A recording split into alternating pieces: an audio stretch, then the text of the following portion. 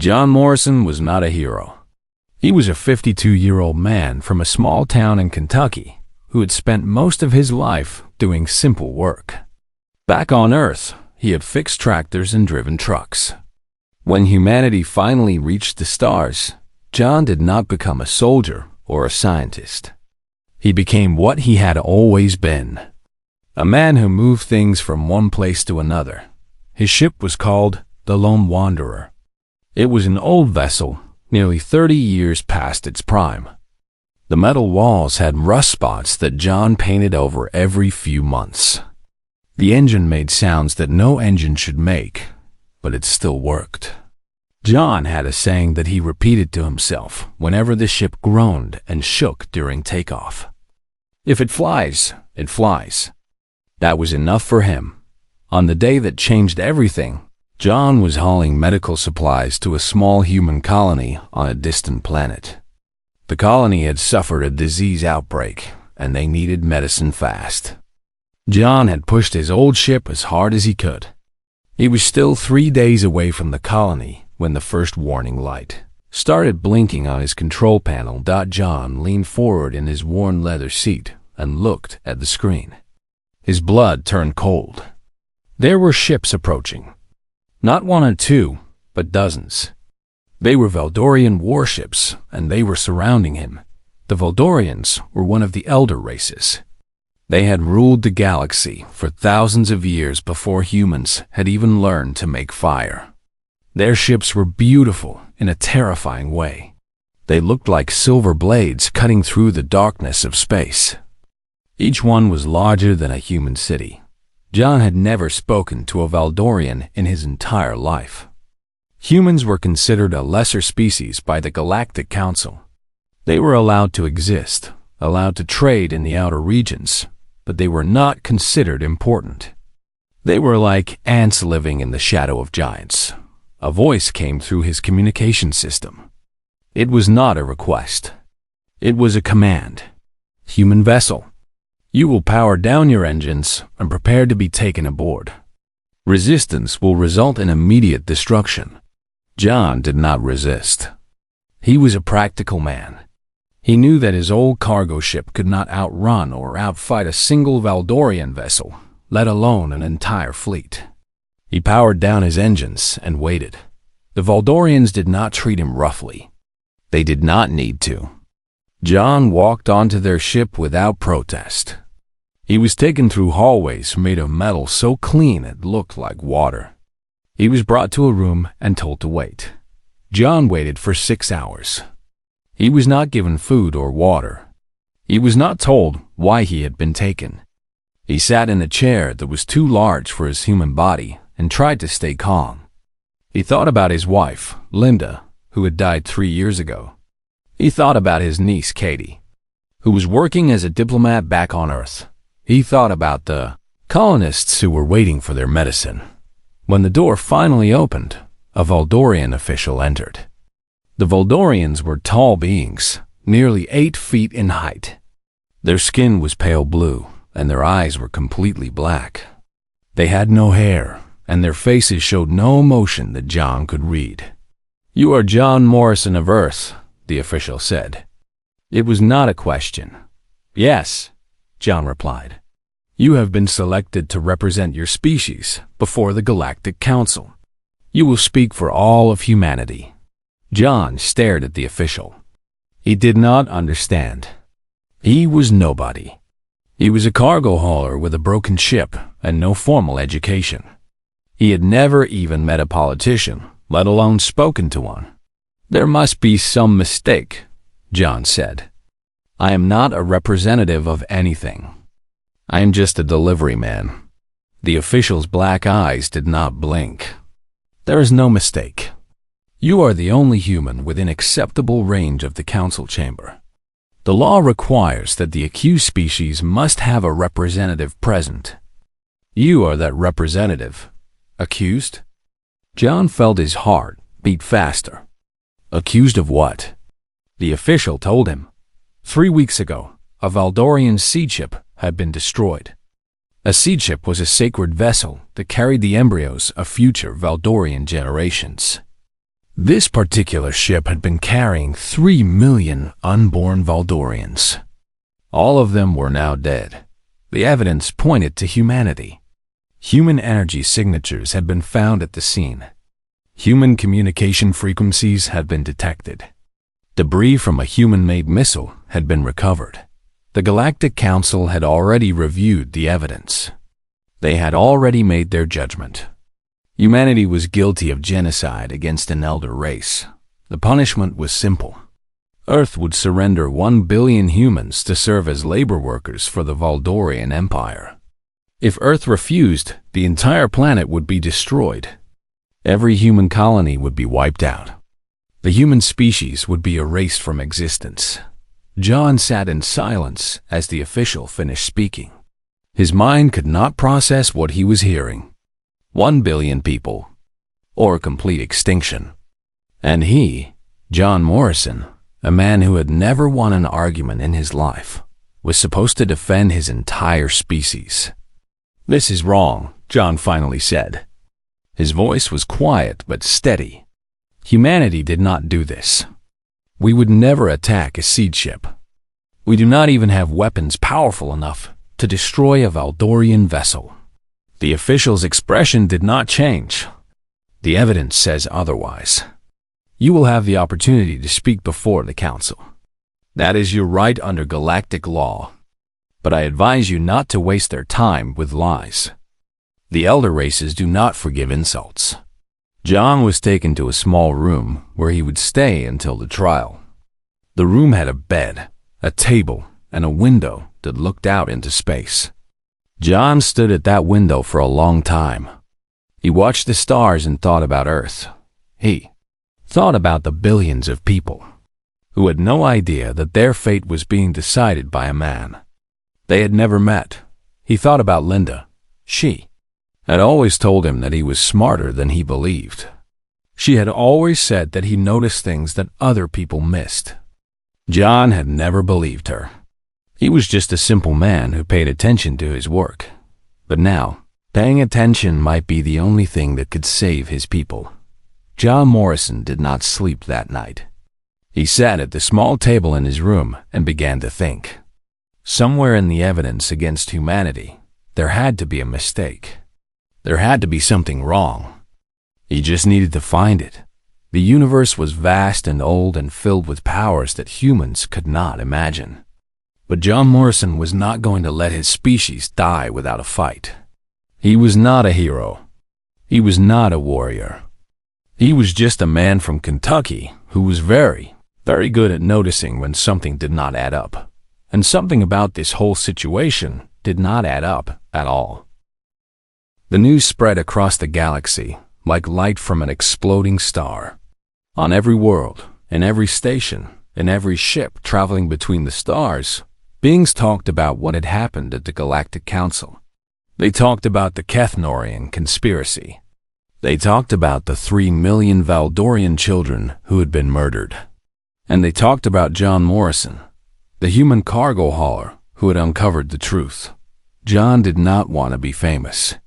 He had never wanted anything except a quiet life and honest work. But the universe did not care what John wanted. Within days, his name was known on worlds that humans had never visited. His face was displayed on news feeds in languages that humans could not speak. He had become a symbol of something that the galaxy had not seen in thousands of years. A lesser species had challenged the elder races and had been proven right. The council summoned John to their chamber one final time. This time, the atmosphere was different. The ancient hall was filled with representatives from hundreds of species, not just the 12 elder races. They had come to witness history. High Counselor Vethron descended from his seat and walked across the chamber floor. His footsteps echoed in the silence. Every eye in the room watched as the leader of the most powerful race in the galaxy approached a human. Vethron stopped in front of John. For a long moment, he simply stood there, his black eyes studying the small creature before him. Then, slowly, the High Counselor bowed his head. John had lived among humans his entire life. He had never seen Anyone bow to anyone else except as a joke or in old movies. But he understood what this gesture meant. The Voldorians did not bow. They had not bowed to anyone in recorded history. This was not just respect. This was acknowledgement that the universe had changed. "We underestimated your kind," Vethron said. His voice was quiet enough that only John could hear. "We looked at your short lives and assumed shallow minds. We looked at your small bodies and assumed weak spirits. We were wrong." John shook his head slowly. "We are not special because we are smart. Every race here is smarter than us. We are not special because we are strong. Every race here is stronger than us. We are what we are because we have to be." Vethron's expression was unreadable, but there was something in his eyes that might have been curiosity. "Explain. When you live for 10,000 years, you can afford to be patient," John said. "You can afford to wait for the truth to reveal itself. But humans do not live 10,000 years. We are lucky if we get 80. We do not have time to wait. We have to look harder. We have to think faster. We have to pay attention to every detail because we know that our time is running out." John paused and looked around the chamber at the ancient beings who had ruled the stars for millions of years. "You built this council to last forever," he continued. "That is your greatest strength and your greatest weakness. You assume that everything will continue as it always has. You assume that no one would dare to challenge you. But humans know that nothing lasts forever. We know that everything ends. And that knowledge makes us dangerous in ways that you cannot understand." Vethron was silent for a long moment. Then he straightened and turned to address the entire chamber. "The Galactic Council has made a decision," the High Counselor announced. His voice filled the vast space. "Humanity has proven itself worthy of recognition. A new seat will be added to this chamber. Not the 13th seat, which belongs to shame and failure, but a 14th seat carved from the stone of this hall itself. Humanity will have a voice among the elder races." The chamber erupted into sound. Some species cheered. Others murmured in surprise. A few protested, but their voices were lost in the noise. For the first time in the history of the galaxy, a species had been elevated to the council without conquering their way to power. Humanity had earned its place through truth and courage. When the noise died down, Vethron turned back to John. "The council offers you the honor of the first seat," the High Counselor said.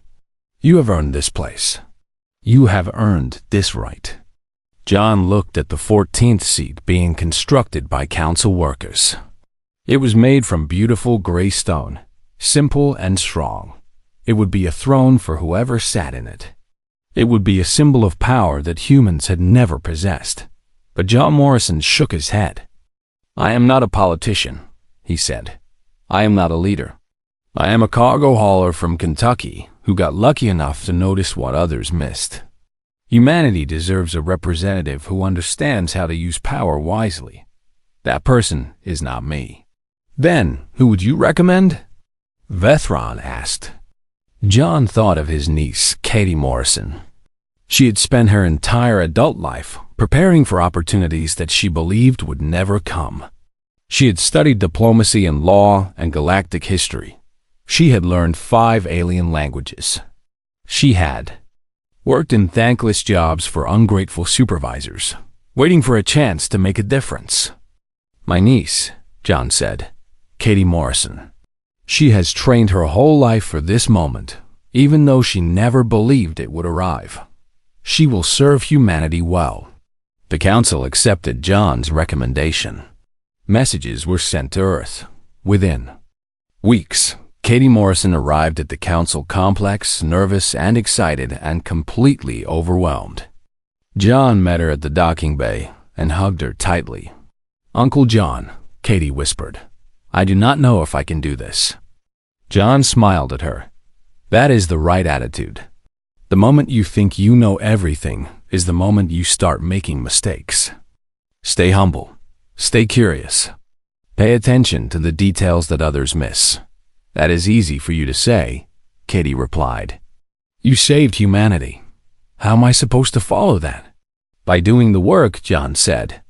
By showing up every day and trying your best. By remembering that you represent billions of people who are counting on you. It is not about being a hero. It is about being responsible. The next day, Katie Morrison took her seat on the Galactic Council.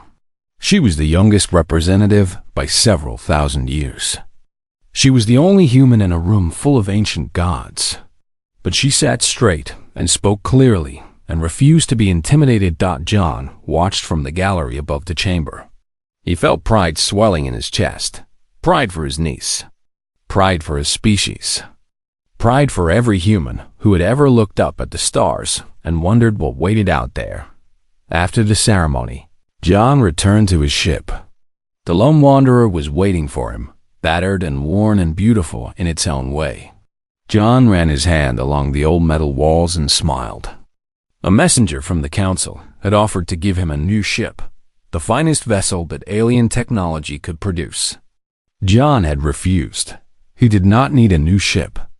He needed the ship that had carried him through 30 years of hard work and long nights. He needed the ship that felt like home. John climbed into the pilot's seat and started the engine. The familiar sounds and vibrations filled him with comfort.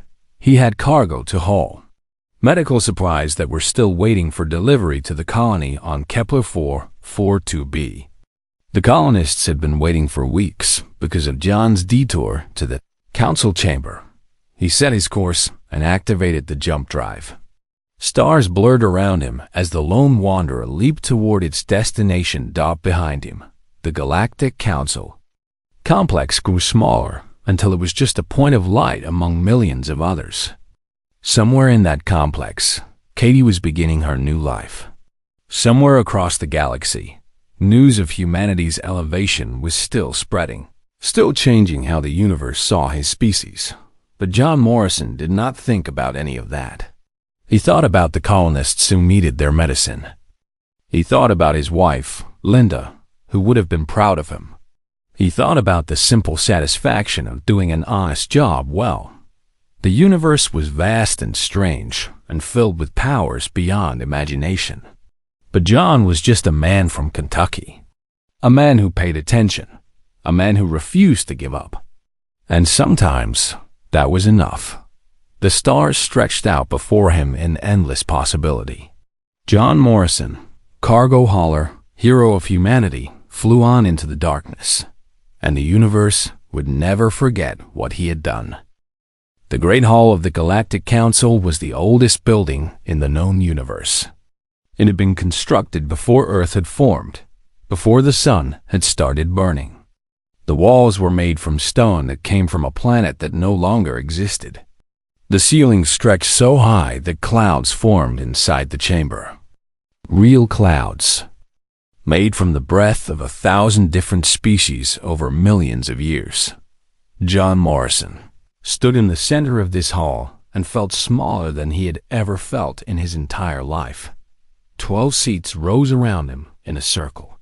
Each seat was carved from a different material, representing the homeworld of each elder race. The Voldorians sat in seats of silver ice that never melted. The Korthians sat in chairs of living wood that grew and changed shape. The Mavari floated in spheres of liquid light. Each race was ancient. Each race had power that humans could not comprehend. And each race was looking at John Morrison like he was an insect that had crawled into their sacred space. High Counselor Vethron of the Voldorians spoke first. His voice filled the hall without any amplification. It was a voice that had commanded fleets and ended civilizations. It was a voice that had never been questioned. The human representative will listen as the charges are read, Vethron said. He will not speak until given permission. He will not interrupt. He will show proper respect to this council, or he will be removed. John nodded. He did not trust his voice to work properly. Vethron began to present the evidence. Holographic images appeared in the air above John's head. He saw the destroyed seed ship. It had been torn apart by multiple missile strikes. The sacred vessel that had carried 3 million future Voldorians was now nothing but floating wreckage. The next images showed the energy signatures. Every weapon left a specific pattern when it was fired.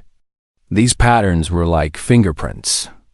The energy signatures at the attack site matched human weapons exactly. Or at least, that is what the Council believed.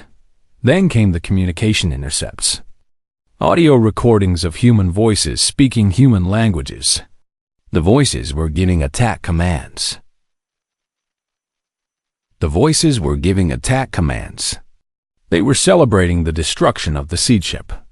They were laughing at the death of 3 million Voldorian children. John felt sick to his stomach. If this evidence was real, then humanity deserved everything the Council planned to do. But something inside him refused to believe it. He had lived among humans his entire life. He had met soldiers and criminals and every type of person in between. But he had never met a human who would celebrate the murder of children. Not like this. Vethron finished his presentation. The hall was silent. Every eye was on John Morrison. "The human representative may now speak," Vethron said, though I advise him to choose his words carefully. The evidence is clear. The guilt is certain. Begging for mercy would be the wisest course. John stood alone in the center of the hall. His legs wanted to shake, but he forced them to stay steady. His heart was beating so fast that he could hear it in his ears. But his mind was working faster than it had ever worked before. He had noticed something during the presentation. Something small. Something that did not make sense. "May I ask a question?" John said. His voice echoed in the vast chamber. Several of the council members made sounds of annoyance. A human asking questions was like a child interrupting the conversation of adults. But Vethron raised one long, pale hand for silence. "You may ask," the High Counselor said. "The energy signatures you showed," John said slowly. "The ones that match human weapons. What type of human weapons do they match?" Vethron looked at John with those black, unreadable eyes. "They match your standard military plasma torpedoes, the type used by your species for colonial defense." John nodded. "And those plasma torpedoes, how powerful are they?" "Powerful enough to destroy small vessels. Powerful enough to cause the damage we observed. But not powerful enough to destroy a Voldorian seed ship," John said. "Not on their own." The hall went quiet. John continued speaking, his confidence growing with each word. "I have hauled cargo through Voldorian space for 15 years. I know your ships. A seed ship has shields that can withstand a direct hit from a star's corona. It has armor that can survive passing through an asteroid field. Our plasma torpedoes are toys compared to that kind of protection. 20 of our best warships firing everything they had could not scratch a seed ship. So how did a few human missiles destroy yours?" Vethron's expression did not change, but John saw something shift in those black eyes. It might have been surprise. It might have been anger. It was impossible to tell. "The seed ship was caught off guard," Vethron said. "Its shields were lowered for routine maintenance. The humans exploited this vulnerability." "How did the humans know the shields were down?" John asked. "Your maintenance schedules are the most closely guarded secret in the galaxy. No human has ever had access to that information. No human could have known when and where to strike." Murmurs began spreading through the council. The other elder races were looking at each other. Some were looking at the Voldorians with expressions that John could not read. Vethron stood from his seat. He was nearly 8 feet tall, and his presence filled the hall like a cold wind. "You are suggesting that someone gave the humans this information," Vethron said. "You are suggesting a conspiracy involving one of the elder races." "I am not suggesting anything," John replied. "I am asking questions. Questions that should have been asked before 3 million deaths were blamed on my people. The hall erupted into noise. Different species were shouting in different languages. Some were demanding that John be silenced. Others were demanding answers from the Valdorians. The council chamber had not seen this kind of chaos in centuries. Methron raised his hand again, and silence fell like a hammer. "The human raises an interesting point," the High Counselor admitted. His voice was cold, but there was something else beneath the ice. "The questions are not evidence. Questions do not prove innocence." "Then let me find evidence," John said. "Let me examine the debris from the attack. Let me look at the missile fragments with my own eyes. If humans did this, then I will accept our punishment. But if we did not, then the real killers are still free. And they have murdered 3 million Valdorian children." The council debated for 3 hours. John stood in the center of the hall the entire time, listening to ancient beings argue about whether a human should be allowed to touch their sacred evidence. In the end, it was Vethron himself who made the decision. "The human will be given access to the evidence chamber," the High Counselor declared. "He will have 3 days to conduct his examination. If he finds nothing, the judgment against humanity will proceed. If he attempts to destroy or tamper with evidence, he will be executed immediately." John nodded. "I understand." As he was led out of the council chamber, John felt the weight of what he had just done. He bought humanity 3 days. 3 days to find the truth in a universe that had already decided they were guilty. 3 days to save billions of lives. He thought about Linda again. She had always said he noticed things other people missed.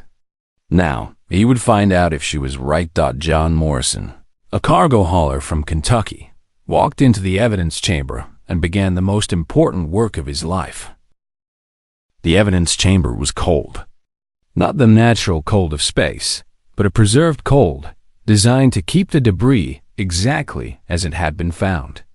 John Morrison could see his breath forming small clouds in front of his face as he walked among the wreckage. The fragments of the destroyed missile were laid out on long metal tables. Each piece was labeled with numbers and symbols that John did not understand.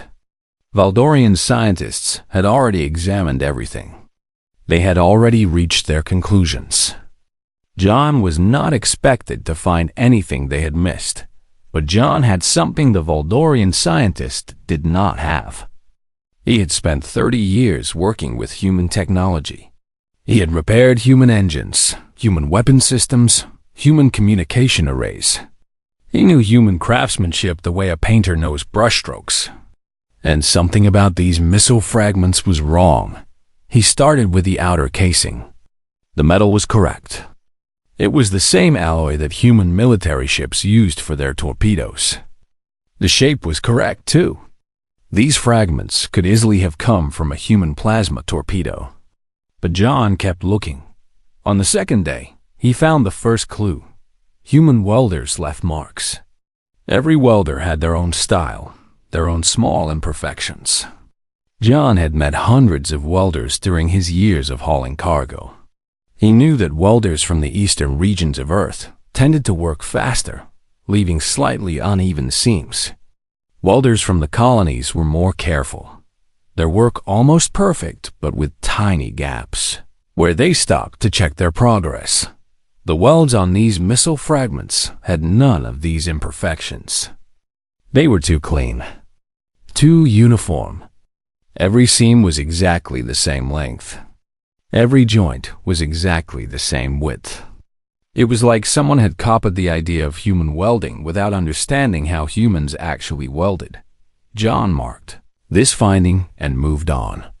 On the third day, with only hours remaining, he found the second clue. Human weapons used a specific type of power cell. These cells were manufactured on Earth and in 3 authorized colonies. Each manufacturing facility left microscopic tool marks on the cell casings. These marks were invisible to the naked eye, but John had brought a scanner borrowed from the Valdorians. he examined the power cells from the missile fragments. The tool marks were there, but they did not match any human facility. The patterns were close, very close, but not exact. Someone had tried to replicate human manufacturing techniques. They had done a good job, but they had not done a perfect job. John sat back in his chair and let out a long breath. He had found what he was looking for. Now he had to figure out what it meant. The missiles that destroyed the Voldorian seed ship were not made by humans. They were made by someone who wanted them to look human. Someone had studied human technology carefully enough to create convincing copies. But they had not studied carefully enough. The question was who? And why? John thought about the attack itself. A Voldorian seed ship destroyed by fake human weapons. The evidence planted to frame humanity. The council manipulated into demanding punishment. Someone wanted humanity destroyed, and they had been willing to murder 3 million Voldorian children to make it happen. This was not a crime of passion. This was not an accident. This was a calculated plan by an enemy that understood galactic politics. An enemy that knew exactly how the council would react. An enemy that had access to human technology and Voldorian security. Schedules. John looked at the fragments spread across the tables. Somewhere in this debris was another clue. Somewhere was the answer to the question that could save or doom his species. He picked up a piece of the missile's guidance system. It was badly damaged, but some of the internal components were still intact. John examined each component carefully. Most were standard parts that could be found anywhere in the galaxy. But one piece caught his attention. It was a small crystal, no larger than his thumbnail. The crystal was used to store navigation data. Every missile needed to know where it was going, and this crystal would have contained the coordinates of its target. John connected the crystal to his borrowed scanner and began trying to extract data. Most of the information was corrupted. The explosion had damaged the crystal badly, but John kept working. He had fixed corrupted data storage before. He had recovered cargo manifests from ships that had been hit by asteroids. He knew how to be patient. After 6 hours, he found something. The crystal had been wiped before the attack. This was standard procedure for any military operation. You did not want your enemy recovering your navigation data. But the wipe had not been complete. There were fragments of old data still embedded in the crystal structure. Pieces of coordinates. Pieces of routes. John pieced them together like a puzzle. Most of the fragments made no sense. But one set of coordinates was almost complete. It was a location in a dead system, a region of space with no planets and no resources. There was no reason for anyone to go there, unless they had something to hide. John recorded the coordinates. He checked them twice to make sure he had not made an error. Then he stood up and walked to the door of the evidence chamber. A Voldorian guard was waiting outside. "I need to speak with the council," John said. "I have found something." The guard looked at John with contempt.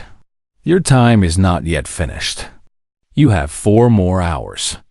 I do not need 4 more hours. I need to speak with the council now." The guard did not move. The council does not answer to humans. John took a deep breath. He was tired. He had not slept in 3 days. His eyes burned, and his hands were shaking from too much caffeine and not enough food.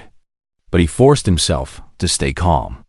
The evidence against humanity was manufactured, John said.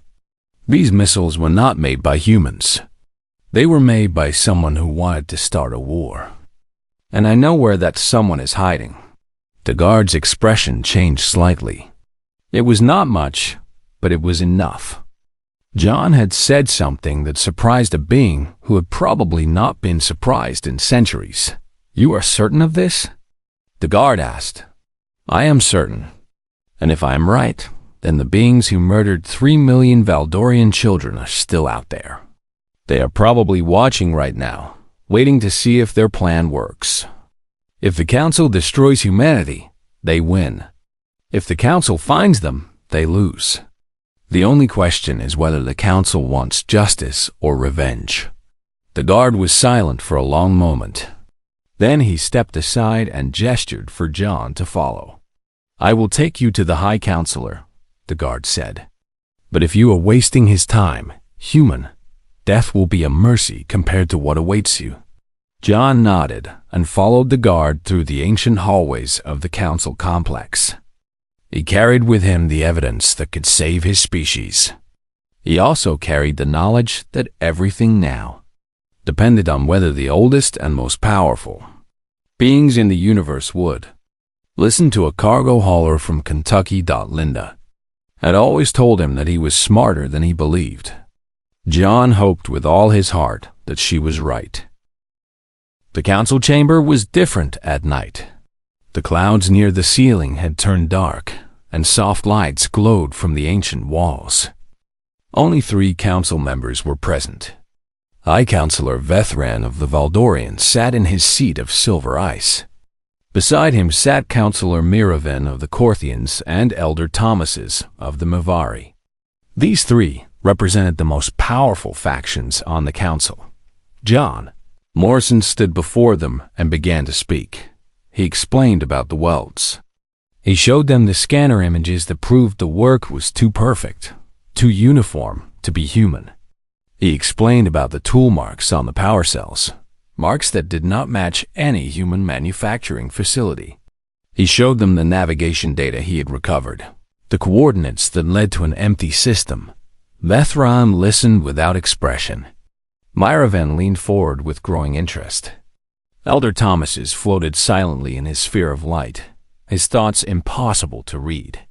When John finished his presentation, silence filled the chamber. "This is interesting," Myravan said finally. Her voice was like wind through leaves. "But it does not prove who created these weapons. It only proves that humans did not." "You are correct," John replied. "I cannot prove who made the missiles, but I can ask the right question. Who benefits from humanity's destruction?" Vethran stirred in his seat. "Many races dislike humanity. Your species expanded quickly. You took colony worlds that others wanted. You made enemies. But none of those enemies have the power to frame us," John said. "None of them could have obtained Valdorian security schedules. None of them could have manufactured weapons sophisticated enough to fool your scientists. This was done by someone with resources, someone with knowledge, someone who understands how the council works." John pointed to an empty seat across the chamber. It was the 13th seat, smaller than the others and covered in dust. No one had sat there for a very long time. "The Kethnorians," John said. The reaction was immediate. Myravan hissed with surprise. Elder Thos's sphere of light flickered and changed color. Even Vethran's cold expression shifted slightly. "The Kethnorians have been diminished for centuries," Vethran said. "They lost their voting rights after the Expansion War. They are a broken people. They have no power." "They have no official power," John agreed. "But they have resentment. They have memory. For 300 years, they have watched other races sit in power while they fade away. They remember when they were great. They remember when they were feared." John walked slowly around the chamber, his footsteps echoing in the vast space. "Think about what humanity's destruction would mean. Earth and its colonies contain billions of people. Our destruction would create a vacuum in this region of space. Our trade routes would be abandoned. Our resources would be unclaimed. Someone would have to fill that vacuum. Someone would have to take control of what we left behind. The council would distribute human territories among the elder races," Myravan said. "That is standard procedure." "And who would be given the largest share?" John asked. "The Valdorians are too proud to take scraps. The Corthians have no interest in expansion. The Mavari cannot survive on solid worlds. But the Kethnorians, they need new territory. They need new resources. They need a chance to rebuild their empire. John stopped walking and faced the 3 council members directly. The Kethnorians murdered 3 million Valdorian children. They framed humanity to take the blame. They expected you to destroy us, and then they would step forward as the reasonable voice calling for peace. They would offer to manage the abandoned human territories. They would use our destruction to rebuild their power. Vethron's black eyes were like deep pools of darkness. These are serious accusations, human. You are claiming that a council race committed genocide and manipulation. Do you understand the consequences of being wrong? I understand, John said. That is why I brought you coordinates. He displayed the navigation data on the chamber's holographic system. The incomplete coordinates floated in the air above their heads. This location makes no sense for a human attack, John explained. It is too far from any human territory. It is too far from the attack site. But it makes perfect sense as a staging ground for someone who did not want to be found. Send a fleet to these coordinates. Search for any signs of activity. If I am wrong, you will find nothing, and you can proceed with your judgment against humanity. If I am right, you will find the proof you need. The 3 council members looked at each other. John could not read their expressions, but he could feel the tension in the air. He had just accused a council race of the worst crime imaginable. If he was wrong, humanity would be destroyed, and John would die in ways that he did not want to imagine. If he was right, the galaxy would never be the same. Elder Thomases spoke for the first time. His voice was like bells ringing in the distance, strange and beautiful, and somehow sad. I will send my ships, the Mavari elder said. The Mavari are neutral in this matter. Our search will be fair and honest. Vethron nodded slowly. The Valdorians will accompany them. If the Kethnorians have murdered our children, we will know. And we will respond. Myraven rose from her seat. The Korthians will stand witness. Whatever is found, the truth will be recorded. John felt relief wash over him like a wave. He had done everything he could. Now he had to wait. The fleet departed within hours. Valdorian warships, Mavari scout vessels, and Korthian observers jumped to the coordinates John had provided. John was kept in the council complex, neither prisoner nor guest. He waited in a small room and tried to sleep. Sleep did not come. 2 days later, the fleet returned. They had found a station hidden in the dark between stars. The station was old, built from materials that the Kethnorians had used centuries ago. Inside the station, they found forges capable of manufacturing missiles. They found communication equipment tuned to human frequencies. They found detailed plans for the attack on the seed ship, including schedules that only the Kethnorians could have obtained, and they found recordings. Recordings of Kethnorian leaders discussing their plan, discussing how they would use humanity's destruction to regain their power, discussing how they would rise from the ashes of human civilization. The evidence was undeniable. When John Morrison was brought back to the council chamber, all 12 races were present. The empty 13th seat seemed to glow with accusation. The Kethnorian representatives who had been summoned stood in the center of the hall, surrounded by guards. High Counselor Vethron rose and spoke in a voice that shook the ancient walls. The Kethnorians are guilty of genocide against the Valdorian people. They are guilty of conspiracy against the Galactic Council. They are guilty of attempting to destroy an innocent species. Their remaining worlds will be placed under permanent sanction. Their leadership will face judgment. Their name will be remembered only as a warning to others. The Kethnorian representatives tried to protest. They claimed innocence. They claimed that the evidence was fabricated. But no one listened. The truth had been found, and the truth could not be denied. John Morrison watched as beings who had once ruled star systems were led away in chains. He felt no joy. He felt no satisfaction. He only felt tired. Tired and grateful that his people would survive. The universe had witnessed something it had never seen before. A human, alone and powerless, had challenged the greatest powers in existence. And against all odds, against all expectations, he had won.